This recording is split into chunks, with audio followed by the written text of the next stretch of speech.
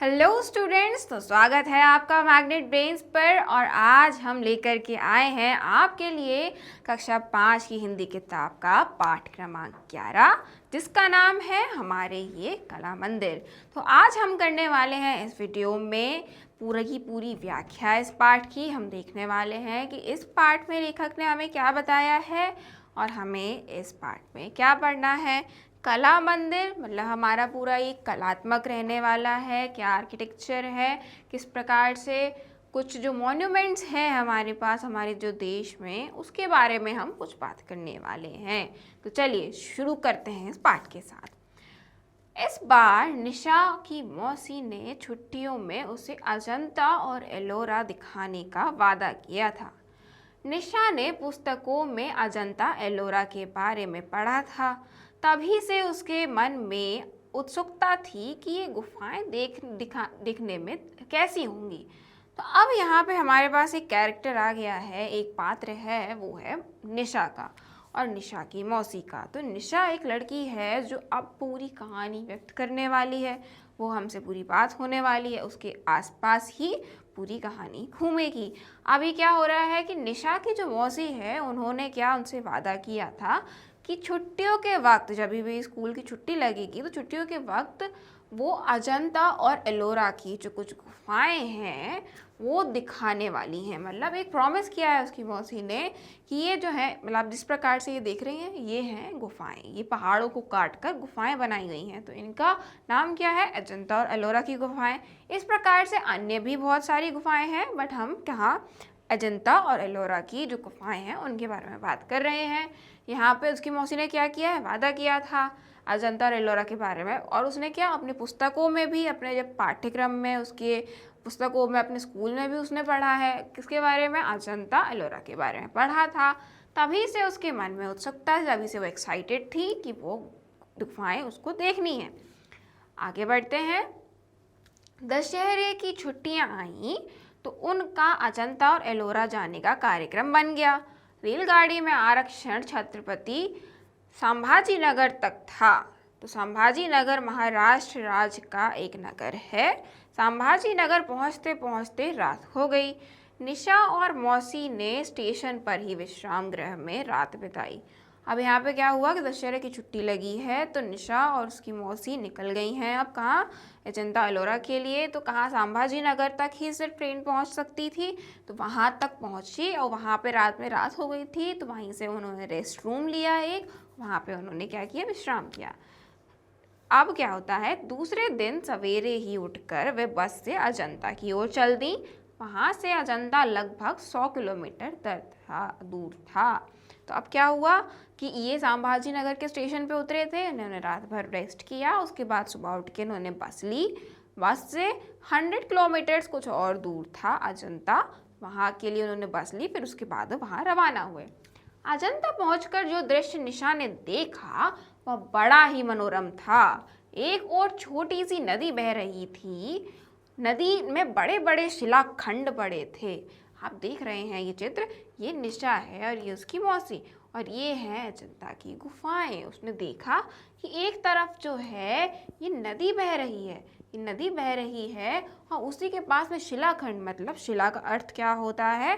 पत्थर, बड़े बड़े पत्थर, और खंड मतलब उसके टुकड़े, बड़े बड़े टुकड़े, मतलब बहुत बड़े बड़े हिस्से जो हैं वो रखे हुए थे।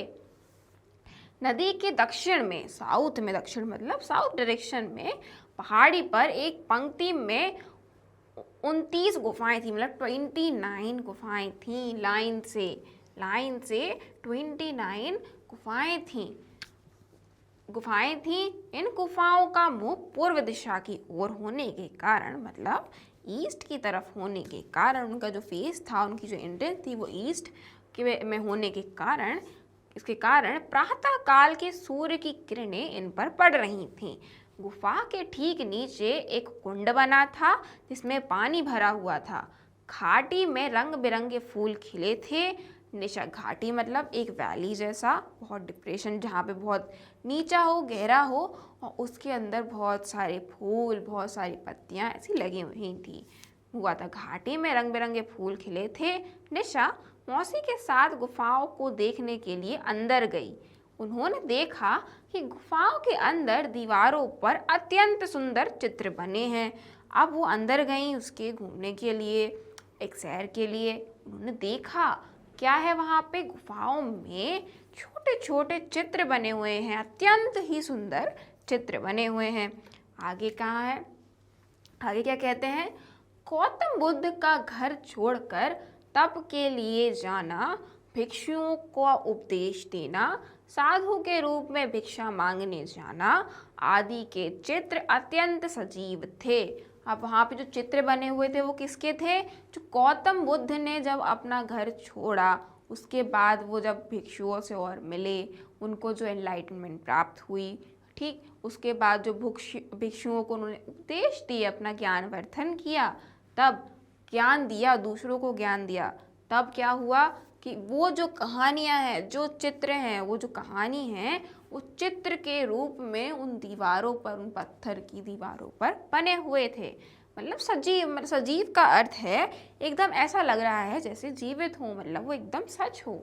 इसके अतिरिक्त पेड़ पौधों, पशु पक्षियों, स्त्रियों आदि के भी चित्र थे। उन्होंने देखते ही निशा के मुंह से निकला, वाह, इन सभी चित्रों में अत्यंत सुंदर रंग भरे गए हैं। सैकड़ों साल बीत जाने पर भी ये रंग फीके नहीं पड़े। मतलब कितने सालों, सैकड़ों सालों पुराने ये जो चित्र बनाए गए हैं उनके रंग अभी भी वैसे ही हैं, पड़े हैं। मौसी ने कहा, निशा, ये गुफाएं 2000 वर्ष पुरानी हैं। अब मौसी ने बताया कि बेटा, ये जो गुफाएं बनी हैं ये 2000 वर्ष पुरानी हैं।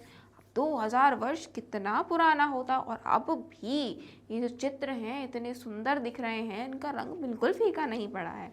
निशा ने आश्चर्यचकित होकर कहा, 2000 वर्ष, पर आज भी इनके रंग ज्यों के त्यों हैं, कैसे हैं? अब ये आश्चर्यचकित है निशा। अब ये ऐसा बात करती है। मौसी ने कहा, उस समय रंग बनाने का ढंग बहुत अनोखा था।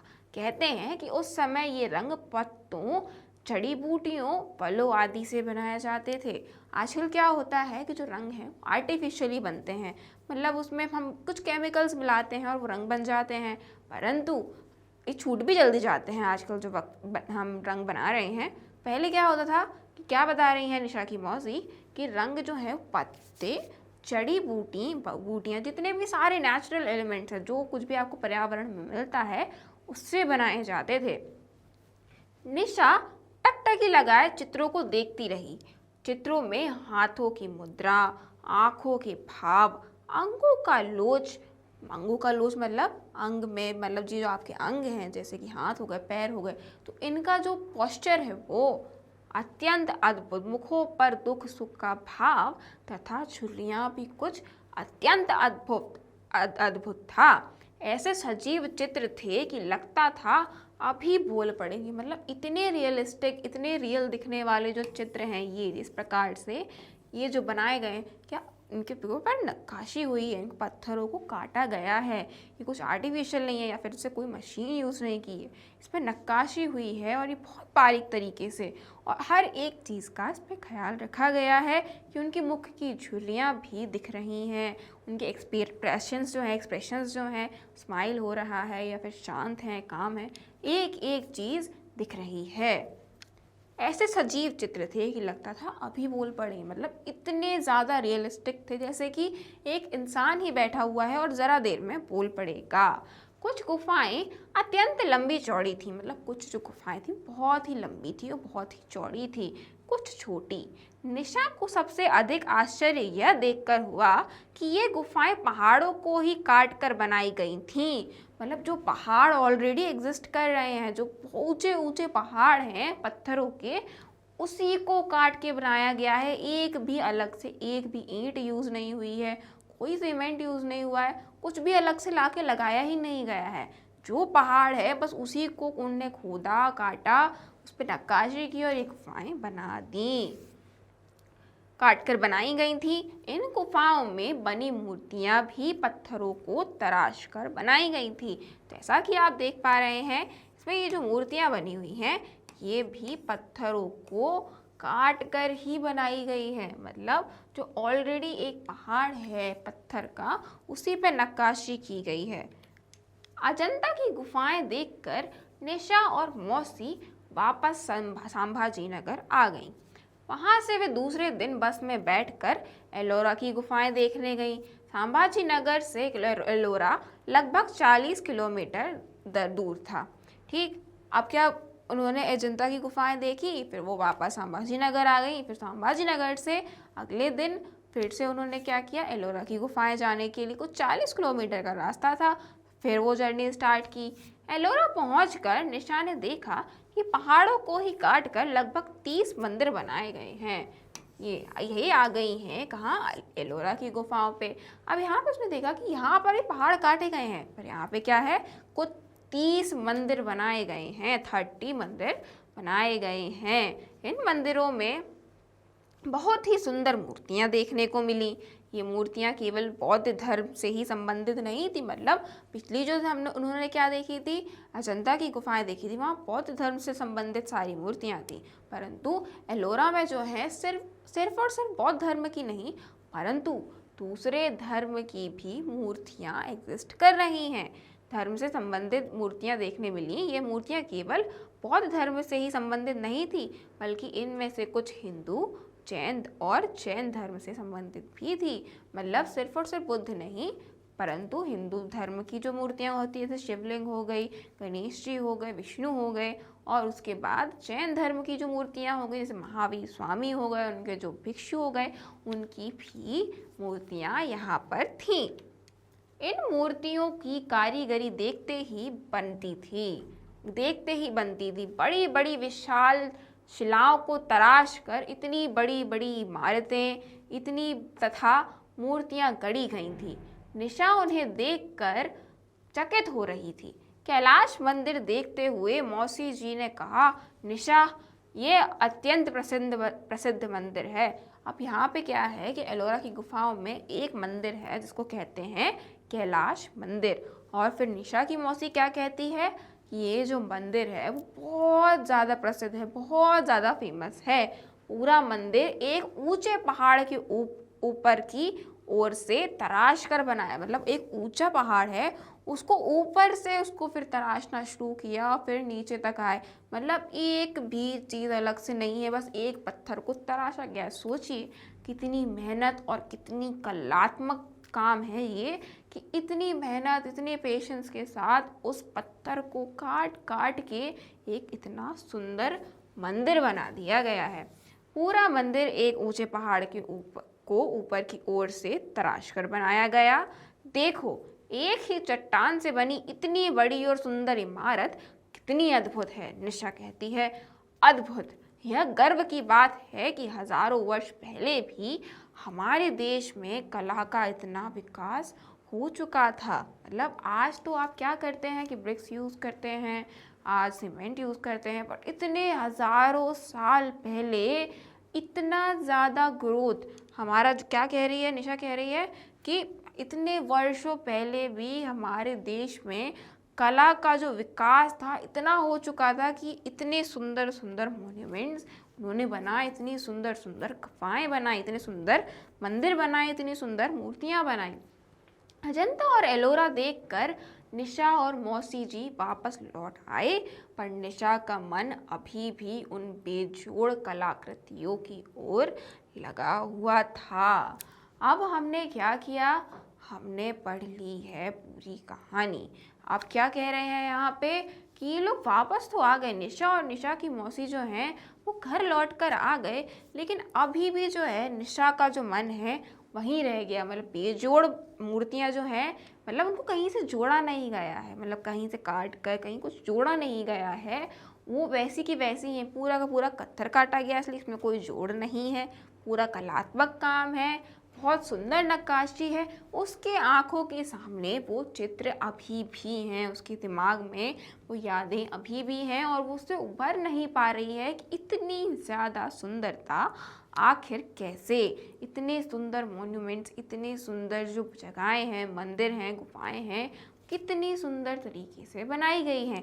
जिस प्रकार से आप कभी जाते होंगे घूमने के लिए तो आपको वहाँ की जो कुछ चीज़ें हैं याद रह जाती हैं, उसी प्रकार से निशा को भी ये बातें याद रह गई। तो हमने इस पाठ में जाना कि किस प्रकार हमारा जो भारत है इतना विकसित उस समय भी था, हज़ारों साल, 2000, यहाँ पे 2000 सालों की बात की गई है, उससे पहले भी कई सारी गुफाएं बनाई गई हैं, कई सारे ऐसे मॉन्यूमेंट्स बनाए गए हैं जो हमारा आर्किटेक्चर में हमारा जो, जैसे कि आप ले लीजिए ताजमहल ले लीजिए या फिर आप कोई सन टेम्पल ले लीजिए, बहुत सारे ऐसे ऐतिहासिक जो है टेम्पल्स हैं, मंदिर हैं, मॉन्यूमेंट्स हैं जो बनाए गए हैं, उन पर नक्काशी की गई है और वो इतने खूबसूरत है कि आज कोई टक्कर ही नहीं है। मतलब वो जो विज्ञान था, जो वहाँ हमने हमारे प्राचीन भारत में जो कला थी, तो ये जो है कला मंदिर, मतलब कला मंदिर यहाँ पे कह रहे हैं कि भाई ये जो कला थी वो सर्वोपरि है, बहुत ज़्यादा प्रशंसनीय है। तो हमने इस पाठ में जाना अजंता और एलोरा की गुफाओं के बारे में। अब आप क्या कर सकते हैं, अब आपका कहीं प्लान बने गर्मियों की छुट्टी में, दशहरे की छुट्टी में, तो आप अपने पेरेंट्स के साथ जा सकते हैं अजंता एलोरा की गुफाएं, और इस प्रकार से आप और भी सर्च कर सकते हैं और भी ढूंढ सकते हैं कि और कौन कौन सी गुफाएं हैं या फिर और कौन कौन सी जगहें हैं जहाँ पे इतनी सुंदर नक्काशी से, या फिर और कोई टेम्पल्स हों या कोई मंदिर हो जो बहुत सुंदर हो, वहाँ पे आप घूमने जा सकते हैं। आप इनको अपनी आँखों से देखिएगा। अब चाहें तो यूट्यूब पे, इंटरनेट पे भी सर्च कर सकते हैं कि आखिर ये दिखते कैसे हैं, ताकि आपको एक अनुभव हो कि ये जो हमारी जो कला है, जो प्राचीन कला है, वो कितनी ज़्यादा ही सुंदर थी, कितनी ज़्यादा कलात्मक थी।